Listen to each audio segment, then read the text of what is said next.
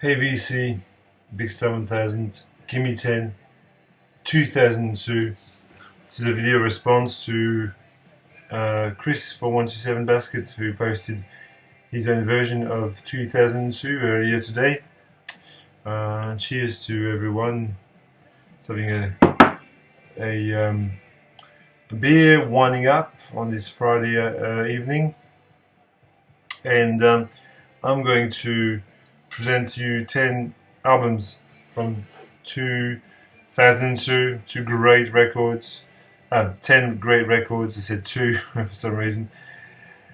It's a mixture of CDs and LPs. I don't have everything. Don't have everything on LP. I wish I had, but I like CDs just as much. Really, I don't really have anything against CDs. I know that there's a fair amount of snobbery, that you shouldn't have CDs and stuff. And yet, what kills me is that people who say that will also say that they listen to MP3s. So, really, to me, I'd rather have a CD than an MP3 because at least the sound quality is here, and the packaging is pretty good too. Anyway, we're not here to solve the problem. Each to his own, as they say. I have a lot of CDs myself, and I still buy a lot of CDs. Sometimes you can't really find. I can't really find some albums on record, or they're too expensive, or I just can't afford them. So I buy them on CD instead. Case in point is the first album I'm going to show you, which I think is one of my favorites, if not my favorite album of 2002. It's good old Beck with Sea Change. I've taken it out of the case, obviously. To me, Sea Change is the most accomplished piece of music that Beck ever put out. You might disagree with that, but in my opinion, as a listener, he really hit the spot completely with this record, with this album. It's largely acoustic affair, with lots of Histoire de Melody Nelson inspired strings. He freely admitted it anyway, that he actually took a leaf from the Serge Gainsbourg book. You can hear most notably on Paper Tiger, which is the second song on this. Paper Tiger, which is a fabulous song, and also on Lonesome Tears, which is the fourth track. You can hear really the Serge Gainsbourg really influence on it. And for me, being the Histoire de Melody Nelson fan that I am, I love this record too, because it references the best album ever made. So to me, it's apparently the latest album that Beck did is very similar to this, and I'm still waiting for my copy. I ordered it on record pretty much as soon as it came out, but the place where I ordered it hasn't sent it to me for some reason. Alright, I'll continue with my equal favorite record of 2002, which is Yankee Hotel Foxtrot by Wilco. Masterpiece from start to finish. And Chris in his video said that he didn't get it to start with, and I think I would say the same. When this first came out, I bought this in 2002 on CD. Back in the day I was living in England, and I have to say that they were raving about it so hard that I had to get it. And I listened to it, and it kind of didn't hit me for a few years, and then probably a couple of years later I got back into it, and it just really hit me really big time. I don't know why. I just connected with it more. This is reissue on Sundays, non-such. Well, I don't know if it's a reissue, but I bought it on LP probably 4 or 5 years ago. So probably 3 years ago, maybe. That's it.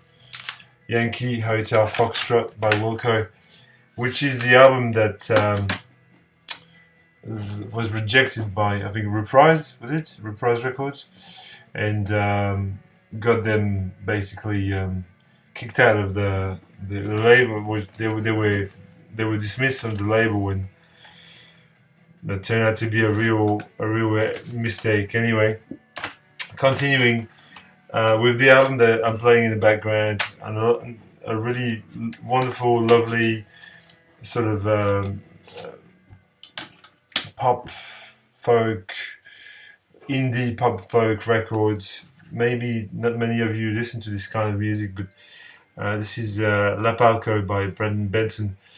Before he was ruined by, before he became a Jack White side project, basically, with the whatever the raconteurs or whatever they were called. Really terrible idea. Really, in my opinion, it was just an awful side project. He's just such a classy singer-songwriter. He was just really great pop melodies.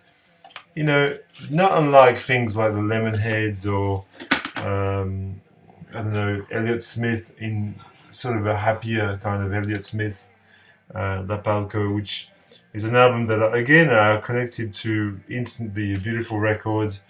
This is on Star Time. Tiny Spark is amazing. Life in the D, Good to Me is really fun, sort of, no-brainer, sort of garage rock. Eventually, just a beautiful, beautiful record. I kept talking about Badly Drawn Boy or things like Null Historical Society in my previous videos, and that kind of fits in the same kind of a box.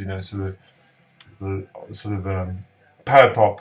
Yeah, that's it. That's what that's the term I wanted. In sort of a big star and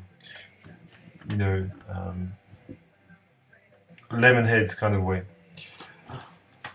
Next was shown also by Chris is Sonic Youth, Murray Street, the post 9/11 records, probably the last great record made by Sonic Youth, arguably. This is on Geffen Records, 2002, obviously. Really recapturing the form of albums such as Dirty or Goo or Daydream Nation. Just really catchy, engaging from the first song to the last. Kind of experimental as well, lots of feedback, and just a cool record. Really amazing record. I think Jim O'Rourke is on this as well. And whatever Jim O'Rourke is on, it's phenomenal.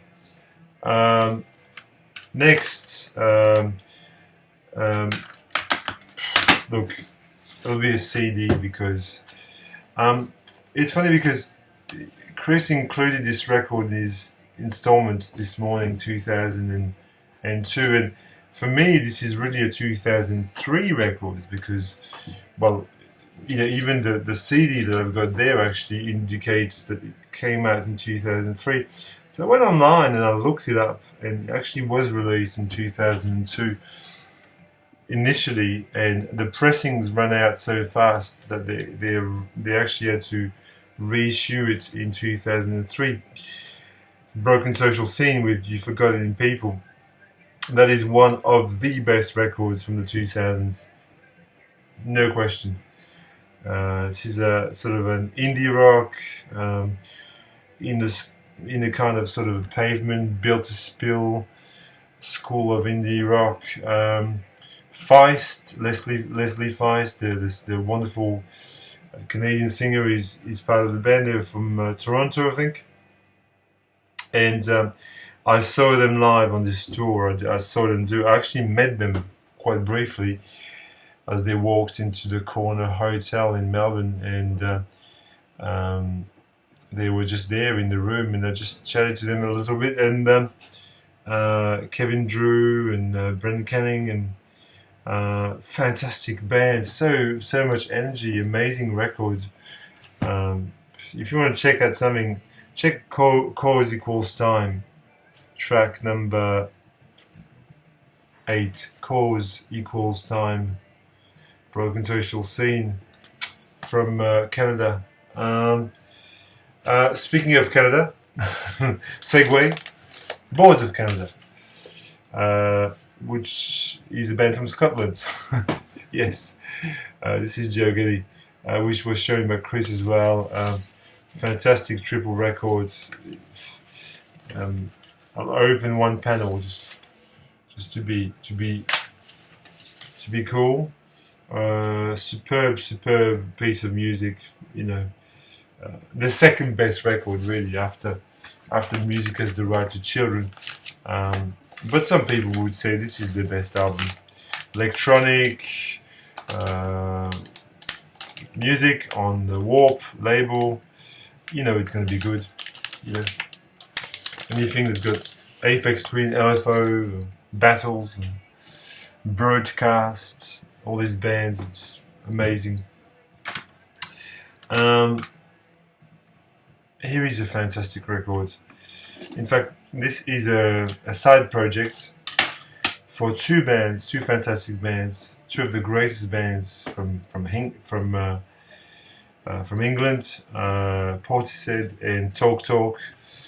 And this is Out of Season by Beth Gibbons, who's a singer in Portishead, and Rustin Man, aka Paul Webb, who's the bass player in Talk. It's called Out of Season.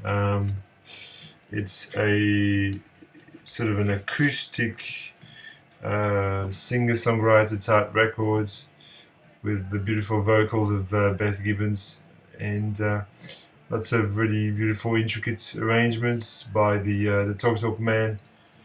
It's a fantastic record, and I could have bought this on vinyl several times to have seen it. Always, and you know, in admiration for the opening track, Mysteries. It's just a beautiful track. Out of Season, Beth Gibbons and Rustin Man. This is a segue I should have made. In fact, I said Canada. This is Godspeed You Black Emperor, Yankee Uxo, Yankee Uxo, or Yankee Uxo. I think it's Yankee, basically. Fantastic post-rock, you know, climactic crescendos aplenty, just that orchestral brilliance, just like music for the end of the world, basically. Love this. There's a form. It says identify someone you know who is not trustworthy. Explain how you have reached this conclusion. Very funny, very tongue-in-cheek. Yankee Uxo, Godspeed You Black Emperor. Fantastic record. And I've got two more. It won't be 10 minutes, it'll be like 15 minutes, but it's okay, I don't care. If you want to watch, you watch. If you don't want to watch, you don't watch. You have the power. If you don't like CDs, don't watch. But I've got CDs and I'll show them, because it's all about the artistic merit of the music, not the format, really. And on artistic merits, this album is a worthy inclusion. Cash, American Recording, number 4, The Man Comes Around. What an amazing bunch of songs. Johnny Cash, one of the latest things that he's done, maybe even maybe the latest, the last, I mean, has really great covers. Hurt by Nine Inch Nails, Bridge Over Troubled Water, Personal Jesus, which is completely reinvented. I'm so lonesome I could cry. Just a beautiful piece of music. Johnny Cash. I like all the American recording, but this one is a fantastic example of what he did at the end of his life. It's beautiful. Produced by Rick Rubin and Johnny Cash. Very cool. Last but not least, a French hip-hop record. An absolute masterpiece. La Rumeur. The album is called L'Ombre sur la Mesure. La Rumeur, band formed in Paris in about 1995.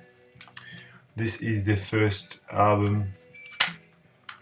The beats are incredible. The lyrics are so powerful and super political. I have a weakness for French hip hop because it's in my mother language, obviously, and I connect with it directly. You know, it's the references are, you know, things that I'm used to and etc. But I think that French hip hop is really on the par with anything that came out back in the day from the US. It's just the language barrier.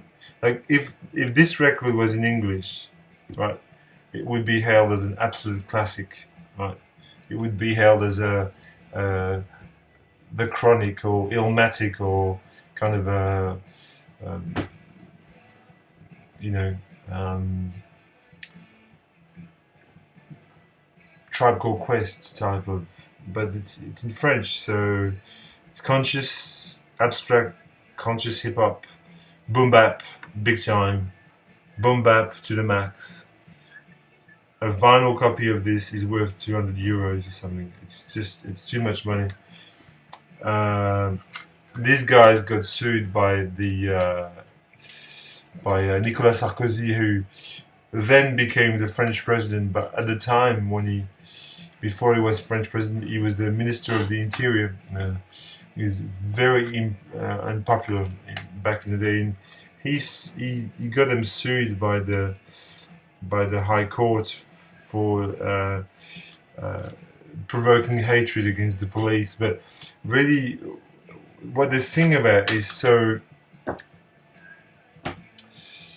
it's so deep. They don't, I mean, yes, it's vilifying a certain type of person, but anyway.